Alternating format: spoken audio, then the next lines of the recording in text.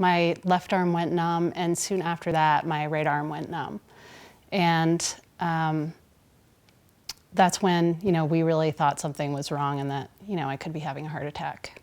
This was a perfectly healthy woman in her young 40s with none of the traditional cardiac risk factors, and yet she had a heart attack. Christina actually may have started with one of the more typical symptoms for women, which is a feeling of nausea and queasiness.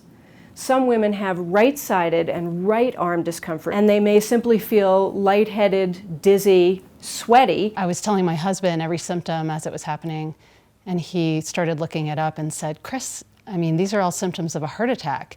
So he decided to take me to the hospital.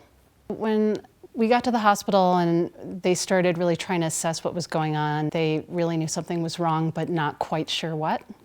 So she presented to the emergency room, and they did a heart catheterization. And they inserted a tube, injected some dye into arteries. They found a blockage, and they went in basically with a system of balloons and vacuum devices and all kinds of things to clean out the artery and to place a stent to keep the artery open in the future.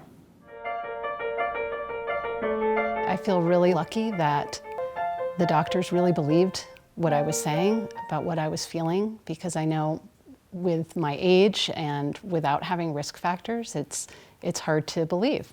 Those who have fears that this can happen to them need to understand that heart attacks can happen to anybody, and you don't need to necessarily have the traditional risk factors. Now, I'm able to do the things that I was doing before, physically.